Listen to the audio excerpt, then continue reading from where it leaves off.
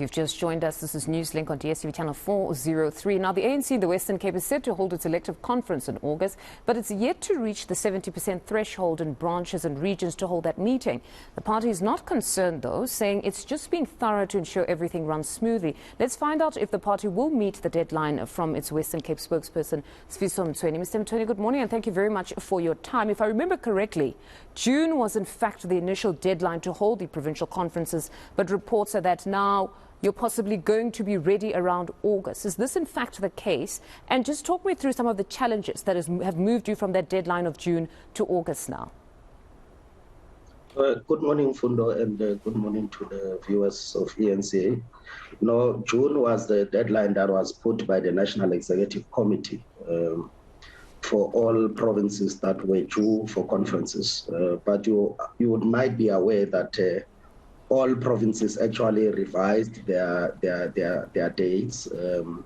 As you know, KwaZulu-Natal will be sitting in July, Northwest itself would be sitting around July, and Gauteng will be sitting towards the end of June. So the June deadline was put by the NEC, but what provinces then did was to develop their own roadmaps, which we did in the Western Cape.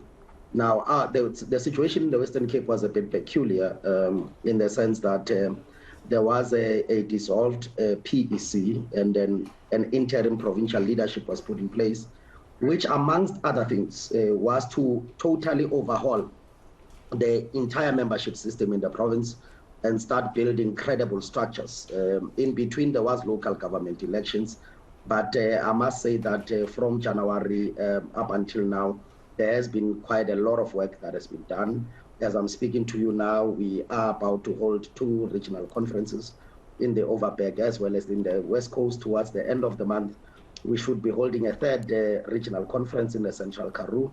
And the bigger region, which is the Dala Omar region, we've had to dissolve that region because it was moving at a slow pace. The Southern Cape, we had to dissolve that region because it was moving at a smaller pace. So the bigger regions are the ones that we are actually working very hard on. But indeed, in our own revision, we've looked at August as a date where we'll be able to hold a provincial conference. And there's nothing abnormal about that. And the question about 70%, I mean, we're quite close. We're not even far from reaching it. Okay, so if we're talking about the regions, how many of the 6 have in fact reached that threshold as yet? Well, as I'm saying, we've got currently, as I'm speaking to you, 2 regions that are about to hold their regional conferences, which is the Overberg as well as the West Coast region. I've also made mention of the fact that the Central Karoo will also be made ready to hold their regional conferences. But the bigger challenge in the province has been the Dala Omar region, which is the biggest region. Now, what we've done in the Dala Omar region in the last 2 months, we've had to intervene, we've had to dissolve the regional leadership, and the province had to take over the running of that particular region. So where there's a shortfall actually in the province would be in the Dala Omar region as well as in the Poland. But I can now confirm that in the Poland, work is actually taking place, and we should be able to be ready within the next month in the Poland to be able to hold that particular regional conference. But the Dala Omar region, which is the Cape Metro, as well as the Southern Cape, remain the 2 regions where we've had to intervene and ensure that work actually moves at a faster pace. But I think the point that we're trying to drive is that we're not sitting on our laurels. We are working on a day-to-day basis. There is work that is actually being done in all these regions. Branch general meetings are taking place. And in fact, I just want to clarify also the 70% issue. The internal or the initial audit of all branches is that the branches that are audited to sit for their branch general meetings have met that particular threshold. What is remaining is the threshold of the branch general meetings. So there's a difference, because I can see sometimes the headline saying we are not at 70%, we are not ready. No. Where we are now is a process of branch general meetings. The verification of branches in good standing has actually taken place, and we are on course to hold that particular provincial. Should there be any issues, particularly in the Dalla Omar region, and you're not able to hold a conference, I think you were quoted in one article as saying that it wouldn't be too much of a problem because nevertheless you would be represented at a branch level. The PEC would probably be the only one that is not represented. Would that be the case? No. Remember, the provincial conference is a provincial conference of branches. So once branches, in terms of their general meetings, have met the 70%, you can go to a provincial conference without even going to a regional conference of Dalla Omar.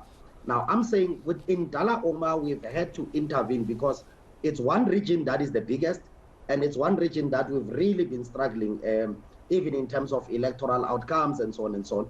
But now what we've now said as the provincial leadership is that we are now going to intervene in that region. We are going to be stationed in that region. We also have members of the NEC, like Comrade Montli Kungubele, Comrade Alvin Bottas, Comrade Barbara Creasy, who are actually with us on the ground to ensure that we assist that particular region to actually ensure that branches are in place. But what I'm saying is that without necessarily having to go to the regional conference of Dalla Omar, we may still actually hold the provincial conference once all other regions are actually done with the work that they're supposed to do. And then beyond the conference, let's just talk a bit about the ANC in the Western Cape holistically. Your party lost the province, I remember, in 2009. I believe your last premier would have been Ibrahim Rasool. You've struggled somewhat ever since. You are an interim structure. I'm sure beyond just starting to build the party from the ground up, you would have first diagnosed the problems. What have been the problems that you've found on the ground? Well, yeah, that's a very important question that you actually put in, because indeed the Western Cape has gone through a very difficult period since post-2009, as you correctly put it. And when the NEC eventually took a decision to set up this interim structure, by the way, it actually brought together different generations, generations from post-banning, generations of UDF, former Premier Comrade Rasool, former Chairperson Comrade James Ngulu, and many others, including the younger generation such as us. And the tasks that were given is that beyond organizing a conference, let us go back and reconnect the ANC with the communities in the Western Cape, particularly the colored communities, particularly what is considered at the national space, the minority communities, which in the province constitute the majority communities. And that particular work is not work that we do over 9 months. It's work that needs to be protracted. It must go on. But I must mention that positive signs are already there. For instance, in 2021 local government elections, you would remember that the ANC went into those elections with just one municipality. As I'm speaking to you now, we are close to about 15 coalitions across the province where we are working with other smaller parties. We now have got ANC mayors. We now have got ANC speakers. So somewhere, somehow, our communities are beginning to actually recognize that the DA was nothing but just a loudmouth opposition, which cannot necessarily lead a particular province.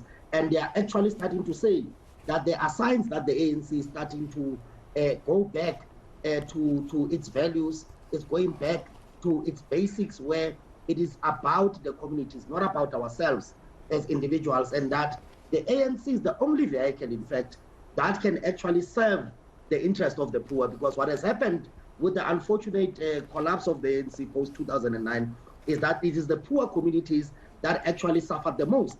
Today we've got floods. We can see that these floods are actually affecting the informal settlements. They are affecting the poorest of the poor. People have to swim across the roads.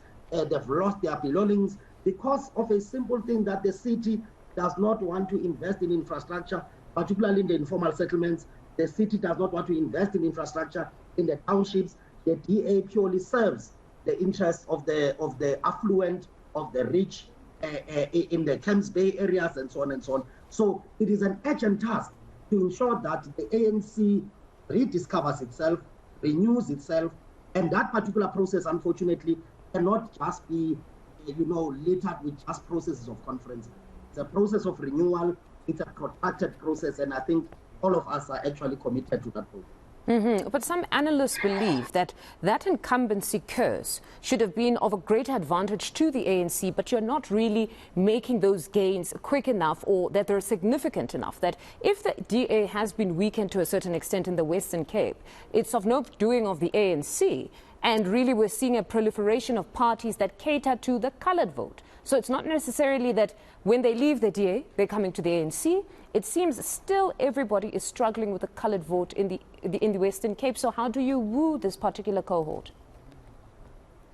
Well, you are correct. I must say that that has been one of the biggest challenges. And I'm saying that one of the things that we've actually had to say, you'd remember at some point, we had a whole weekend prosperad with former President Thabo Mbeki. And we were discussing these particular issues to say, if you look at all the civic movements during the apartheid years between 1985 to 1990, such as, even before the UDF, the launch of the UDF, the launch of the civic movements, the launch of the church activism, all of these things were actually launched in the Western Cape. When you look at the non-racial movement in South Africa, it is best represented in the Western Cape. And most of the leaders that have actually emerged out of those particular processes have been leaders that have led the ANC. When you talk about Reverend Alan Busak, when you talk about Reverend Chris Nissen, when you talk about Ibrahim Rasool, when you talk about Sean Benefeld, when you talk about many of those particular leaders that have actually came out of that particular process. And where we are now, we've actually reconnected with those particular leaders, and we've said that we need an ANC that is a face that represents the demographics of the ANC in the province. And I think we're actually working towards that. And as I said, it's not an overnight process. Between 2021 local government elections and today, we've made some gains. Indeed, you are correct. There are parties which opportunistically, obviously, mobilize that particular sector of society around whatever issues that they are mobilizing them. But I think where we are as the ANC now, we are actually rebuilding the organization, we are renewing the organization, we are re-establishing ourselves in those communities. And I think in no time, when we move towards 2024, you will start to see that we've actually pushed the DA backwards. The DA is actually in a self-crisis, in a self-destruction crisis. But I think for us as the ANC is to reconnect with those particular communities, and we remain committed in doing that. All right, Mr. Mtsweni, thank you very much for your time this morning. That was ANC Western Cape spokesperson Sifiso Mtsweni.